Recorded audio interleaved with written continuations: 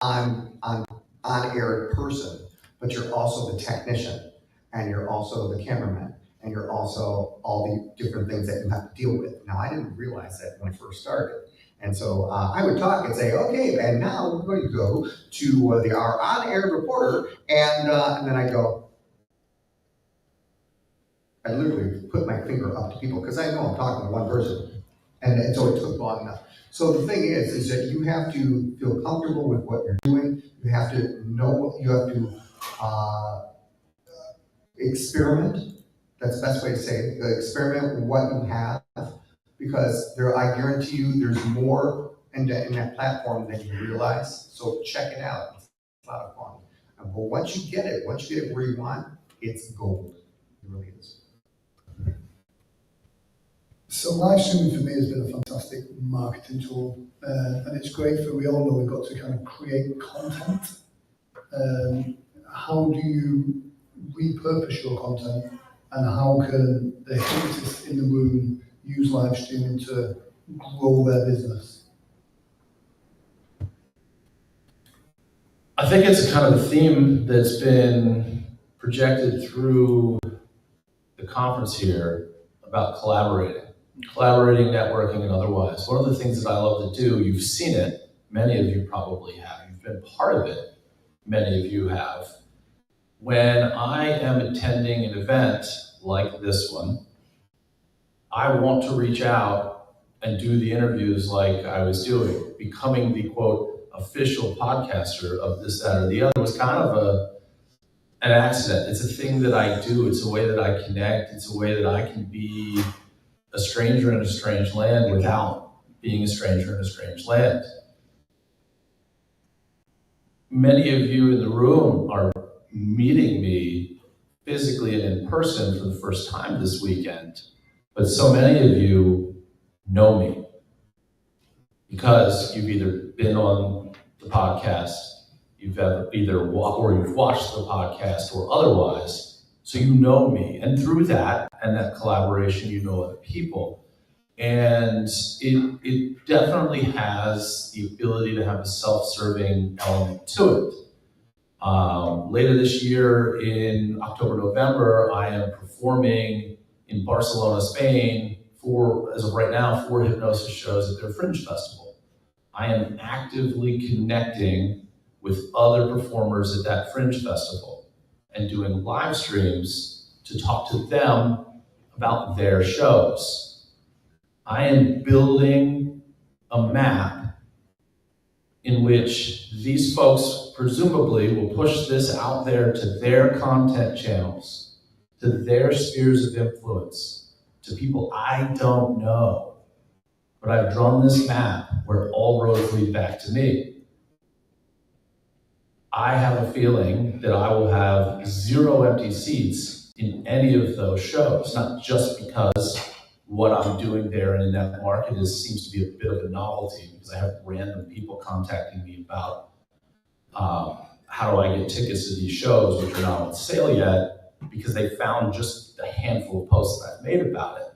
But it's also much like here I am for the maybe 3rd time in my life in Detroit, not feeling like a stranger, because most of you know me, and I know most of you through what I've been doing. The plan is to do exactly the same thing in a month and a half when I'm in Spain, a country I've never been to.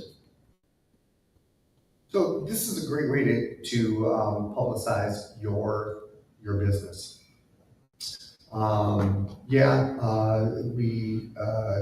Most of us have people who are on, and we interview them, and we get a chance to get to know them. So it is absolutely a connection there, and that is really important. But it's also a chance to show your content also. So I show my content, and that gives also a chance to get free advertising in that kind of situation. So it grows and grows, especially when you're working with YouTube or when you're working with Facebook. And so every time, let's say I interview the world famous Tommy Girolando, we'll look at him. all of a sudden we have a connection between the people who are following him, the people who are following me. It was very interesting. I also, Tommy, this is very interesting too, because when I interviewed Judge, he also put on my podcast his followers too. So everybody was now listening to the whole thing. So we were sharing between all this stuff. Yes. Question, and it comes from our good buddy Richard Cole over there in Canada. Hi, Richard. Yeah, he says, question, he says he's not attractive enough, but he also says that his background is his basement. He's just wondering if he's hopelessly lost on that. And, I know Mike started, and I started, with not the greatest background. So he's just wondering how to come up with a better background. Oh, excuse me. Okay. There are virtual backgrounds, by the way. Yeah, I know you shouldn't use them. The first thing I look at is Grant. Grant would go, "No, you do not use that." I do a terrible accent. I apologize. Are you saying to stick British accent. So Grant would say, "Michael, get the natural atmosphere." God, I sound terrible like that. Right now, all my puppets don't look a little creepy like that. Okay, so that wouldn't work too well. But it works for what I'm doing right now. So I don't have a studio, but Richard Cole, the person Richard Cole, who is in their basement, you can clean up your basement and mop it a little bit, get the cobwebs out, make it look really nice, and maybe it'll look just like Grant's. So there you go. Richard must be tuning in late because I kind of went on about how the design of the fact that the randomness and the chaos that's in my background is not something that I want to steer away from. Your concerns with personal aesthetic surprised me because you are a stage hypnotist and entertainer who puts that same face on show posters and people still show up. So I think experience has answered your question on that specific part of the topic. Do not use a virtual background.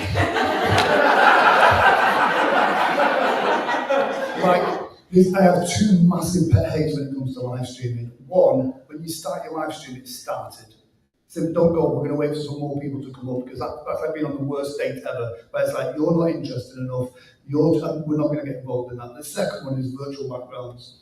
And we saw it in the pandemic, when people come on selling like $5,000 how to be a millionaire, webinars, and the background of that webinar is some fake Malibu apartment that overlooks the sea. To me, that says that's fake, that's not real.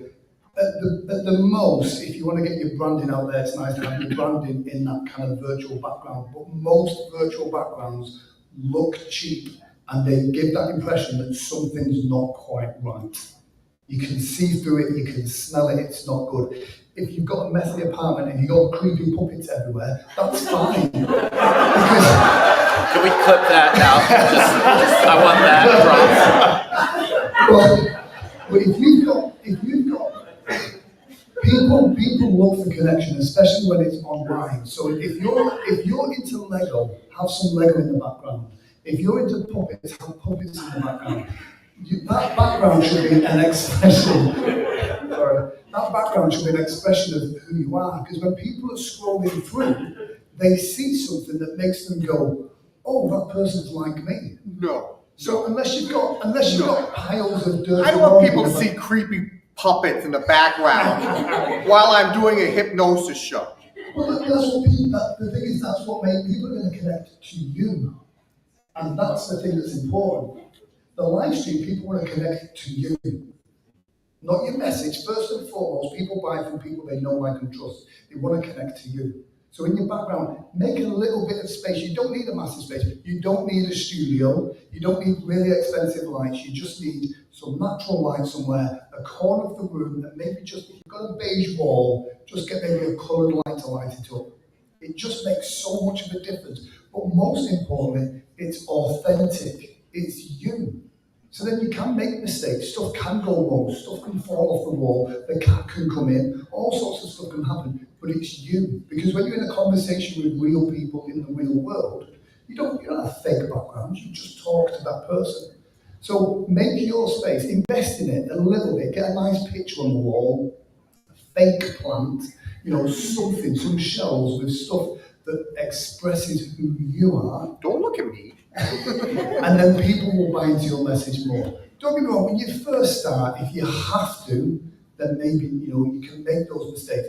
And what's great with that is it means, when I look at my first live streams, they were horrendous. They were horrendous. But I love to look back on them and see the journey that I've taken along that way. So when you do start your live stream, don't go for the fake backgrounds, but be authentic. Okay, Grant, I'll be authentic. I hope that answers your question, Richard. So you're saying big acoustic panels on the wall behind you? Yeah. Best. You can get caught up in the tech and everything else. I did that when I first started. I just need a better camera, then I can go live. I just need better mics, then I can go live. I just need this, a ring light and all this stuff. You can go live with your phone, and the image quality on iPhones is brilliant. If you've got an Android, I do apologise.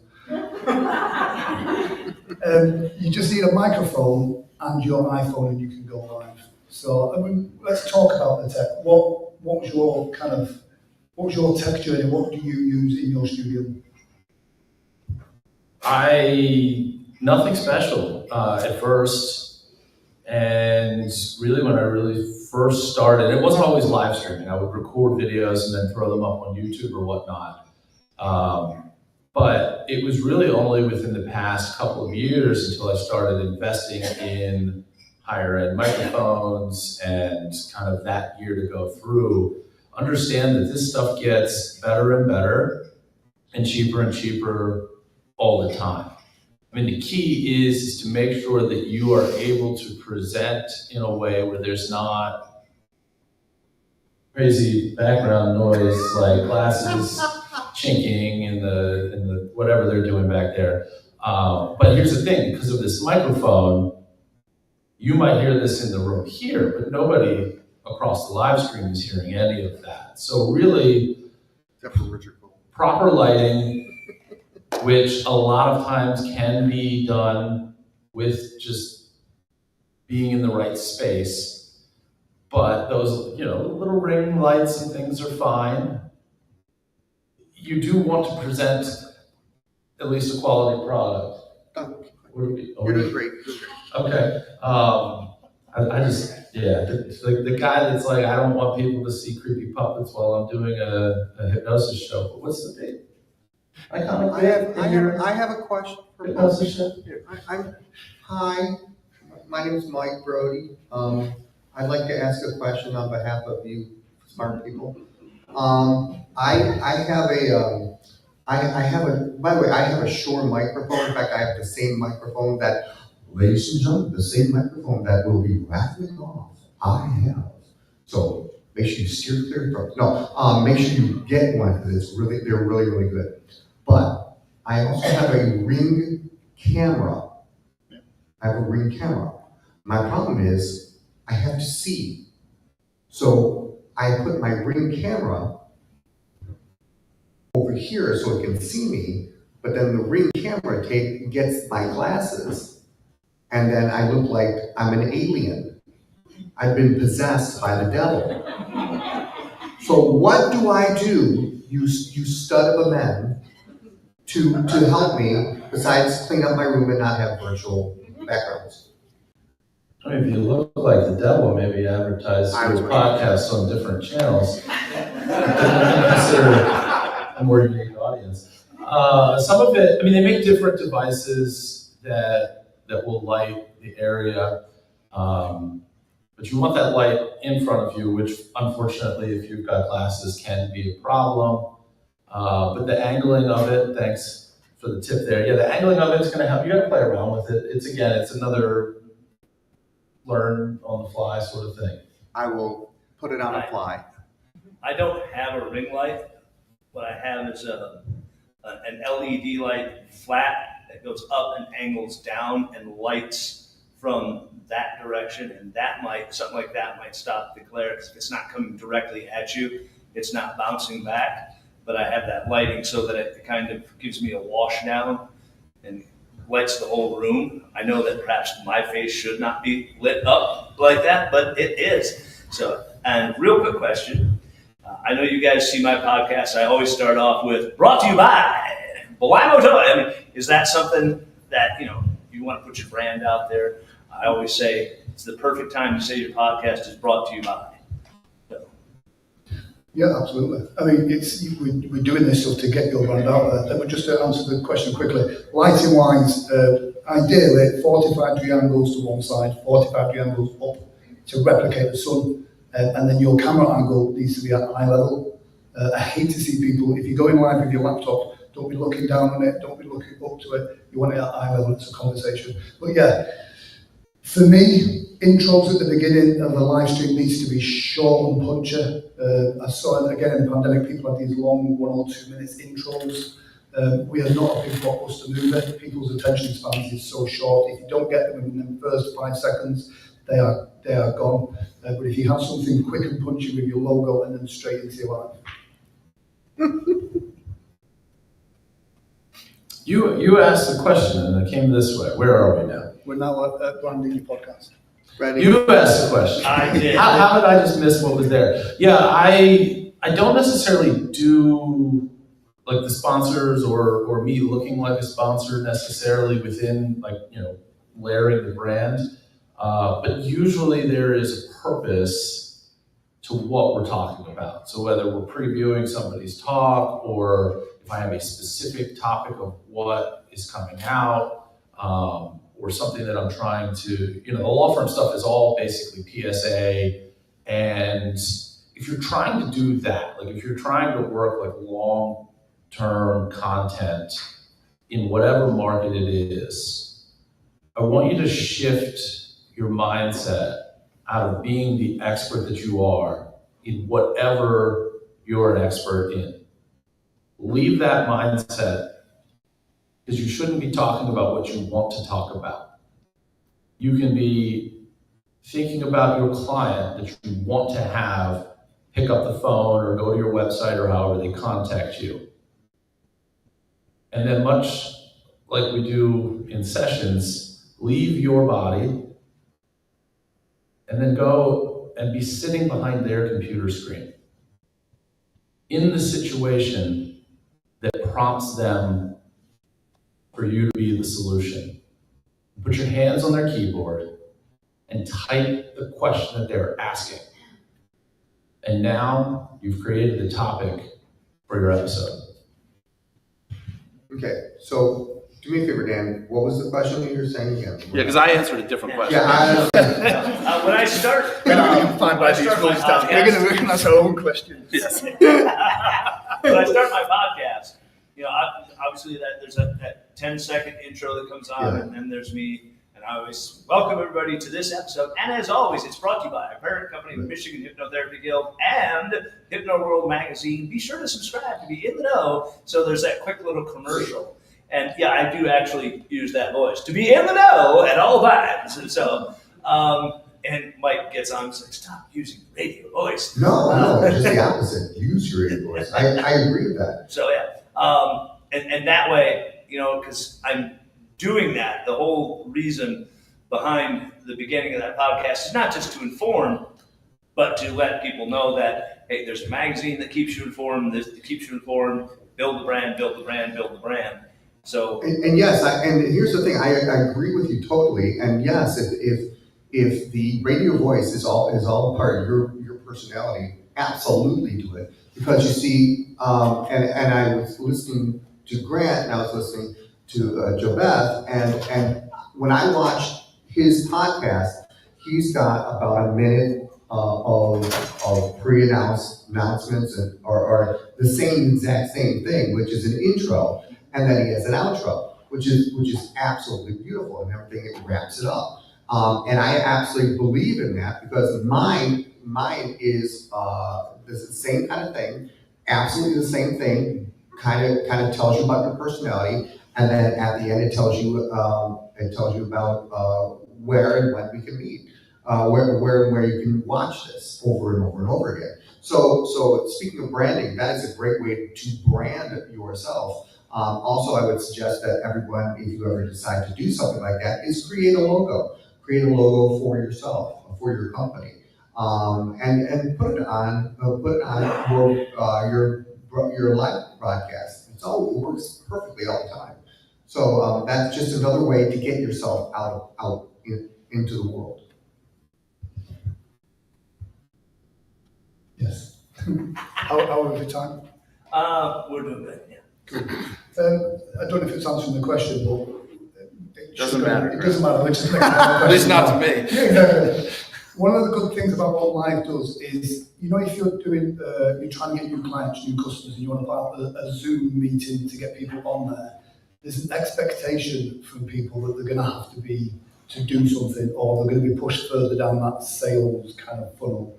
On a live stream, you're giving your potential clients the opportunity that if they want to ask questions, they can do. There's no pressure for them to get involved. They don't have to sign up to anything. There was no resistance whatsoever. So they could pop in. If they're interested, they can speak. If they're not interested, they can just disappear. Whereas on Zooms, they've kind of got to see that they're there. Then from that live, you can then push them further down and then maybe get them onto a Zoom call as well. So that's just another little tip.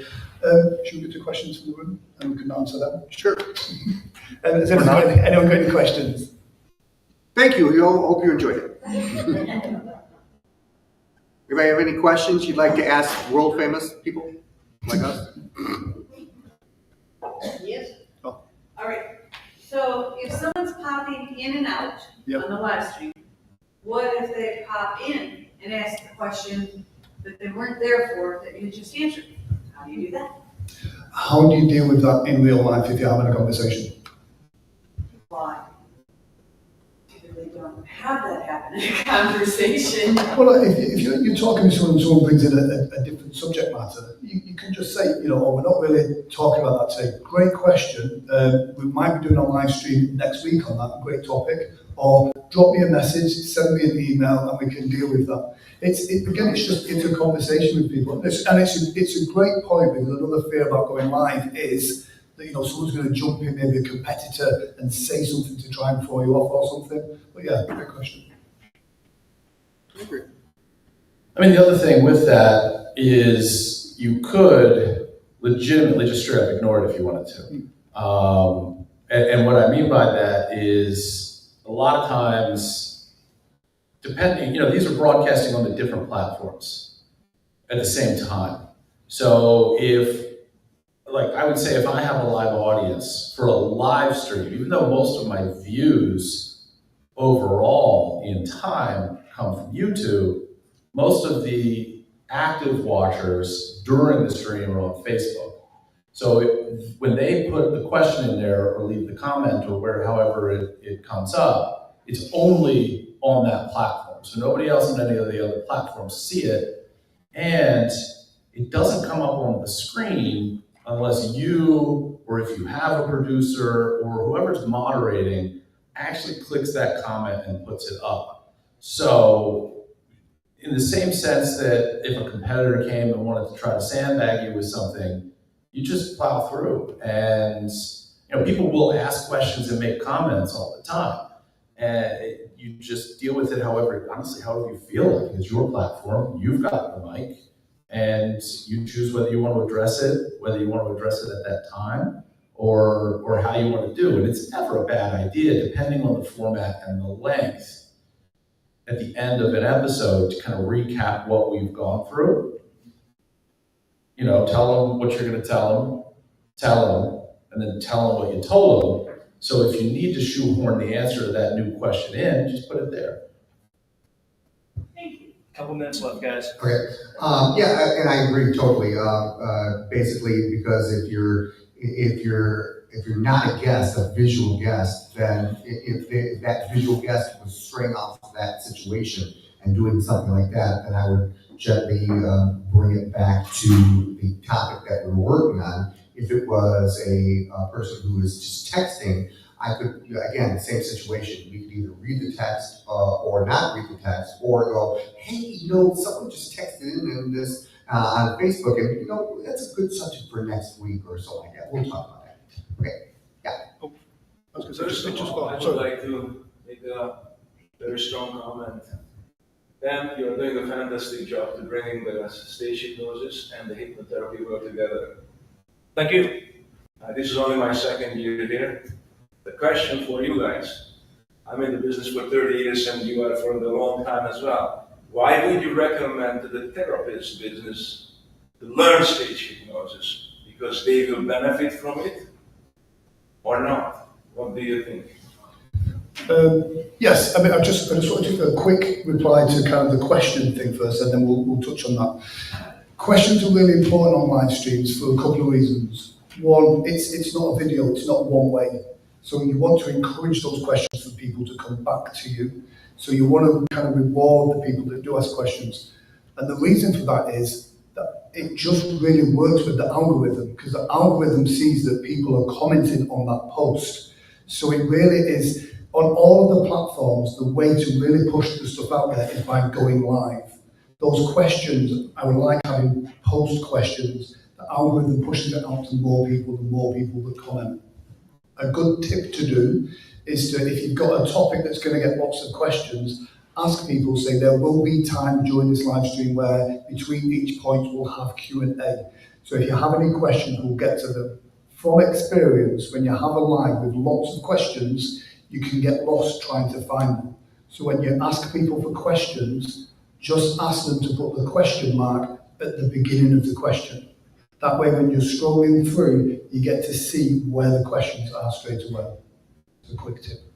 And getting to the performance hypnosis side of things, the reason why every hypnotherapist should learn stage hypnosis or performance hypnosis is for exactly reasons like this. There'll be times when you need to present, the times when you need to perform your craft on a stage, whether that stage is a live stream, in a room, at a conference, at a business networking event. So coming to things like this and the Performance Hypnosis Summit in Las Vegas in January. January what? The same day as ICBCA. 23rd, 24th, 25th. 24th, I should know this. There we go. You're going to say 22nd. I was going to say 22nd, but maybe that's because we're working on some pre-conference stuff. I will say that the answer to your question as to why a clinical hypnotherapist should be dabbing in and exploring stage performances is the same answer to the question of why you should be doing live streaming. And the reason is because of the audience. When you have your clients, you're usually taking them on one by one by one. But when I do a stage show, when we do a stage show, we're getting hundreds of people in the room all at once. When you were doing the stage show, you were getting thousands and tens of thousands of people in the show, all at once. You know what that did for your eventual hypnotherapy business. So whether it's stage shows, whether it's live streaming, I'm talking to this 60, 70 or so people that are in this room right now, but also however many people are watching it right now, and however many people will watch it into perpetuity. And you're now able to present that topic, that expertise to an infinite number of people. Okay, Jim, thank you very much for taking my answer. I don't. That just means it's right. Yeah, and he is right. The thing is that we need to work together, people. I mean, we're in it for the same situation. I've seen way too many times where I've gone to a convention where the hypnotherapists are over here and the stage hypnotists over here, and neither shall me. And it's not conducive for anybody, because we need to work together. We're all in the process of helping people. One is helping people release from stress both ways. In other words, what we're doing is we're doing this together. We're doing this as one. And if you think about it, why should hypnotherapists learn a little bit from stage hypnotists? Well, because as you were saying, stage hypnotists, we're one person on the stage with hundreds or thousands of people in the audience, which means we need to look confident. And so do every single hypnotherapist, whether you're working one-on-one or you're working one with 1,000. So you need to look confident, you need to look passionate, you need to look compassionate, and you need to stress that we're there for them and they're not there for us. Final thoughts. Final thoughts. For me, live streaming has completely changed my world. It changed my business. I think everybody should be doing it, no matter what message you've got. But I think final thoughts should be a blatant plug. So I'm going to plug something of mine, and these guys are going to plug their podcasts and their live streams as well. If you are interested in live streaming and how it can help you as a hypnotherapist, I have a free Facebook group called Live Streaming for Hypnotherapists, dead original. And I post tips about live streaming, as well as I coach people for live streaming for one of the live streaming platforms. All of that stuff goes in there. So that's live streaming for hypnotherapists. There's nothing sold to you in there. It's just about helping you guys go live. Yeah, I mean, it's a great way to build and reach markets. It's a great way to promote upcoming things that you're doing, whether they're one-off things, whether they're an ongoing brand type of thing. I use mine as a way, obviously, to promote conferences like this. I mean, the way that I described it in here, where I've drawn a map where all roads lead to me, sounds very, very self-serving, but it's important to me to be genuine in those interviews, to make those interviews about who I'm interviewing. And of course, there's some back and forth, and there are, interjections here and there, but you want it to be a product that that person wants to share about themselves. And you're creating this network of individuals and people, and it grows, and it grows, and it grows over time. And it allows you to launch other things. And I have to plug this because Brody's going to get mad at me if I don't. I'm probably better actually at promoting other people and their projects than my own. I use a live stream to promote something designed to promote something that I'm doing. So I mentioned earlier that I'm doing this Barcelona Fringe Festival. Good for you. Yeah. I also decided, I don't know if anybody's familiar or not familiar with the platform Kickstarter. It's a crowdfunding platform that's designed to launch products or get ideas going. I'm using it right now actively as a way to promote the shows that I'm doing in Spain. It's basically a big search engine of opportunities and projects and things like that. And as you build up enough of a following and an interest of people backing it, it's not like GoFundMe where it's just give me money. It's contribute to this project, and then you're going to get different rewards depending on what tier you're backing it at. I did a live stream to promote and to live launch the Kickstarter that I did. The Kickstarter designed, hopefully, to get out and into the algorithm so random people that I don't know see this thing, whether they back it or not, they become aware of the journey that I'm going to go on. And it's, geotagged in Barcelona and everything like that.